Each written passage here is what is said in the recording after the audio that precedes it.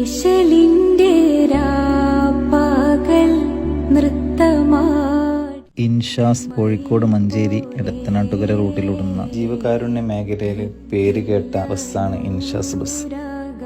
Bus സ്റ്റാൻഡുകളിലെ ഒരു ബസ്സിന്റെ മുന്നിലും കാണാത്ത ഒരു പോസ്റ്ററാണ് നോമ്പ് തുറ സൗകര്യം ലഭ്യമാണെന്ന പോസ്റ്റർ. ഫിറോസ് അലിഖാന്റെ ഉടമസ്ഥതയിലുള്ള ഈ ബസ് വർഷങ്ങളോളമായി നോമ്പ് കാലത്ത് യാത്രക്കാർക്ക്, നോമ്പുള്ളവർക്കും നോമ്പില്ലാത്തവർക്കും നോമ്പ് തുറക്കാനുള്ള സൗകര്യം ചെയ്തു കൊടുക്കുന്നത്. ബസ്സിലെ ജീവനക്കാരായ അനസും ബാബുവും തന്നെയാണ് വെള്ളവും അതുപോലെ തന്നെ മറ്റു വിഭവങ്ങളെല്ലാം യാത്രക്കാർക്ക് നൽകുന്നത്.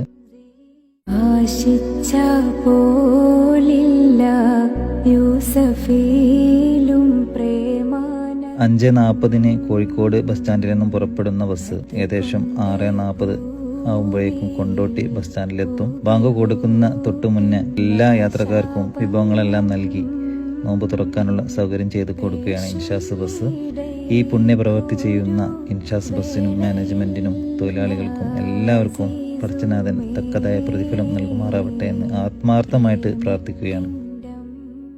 മിസ്രിലെ രാജൻ അസീസിന്റെ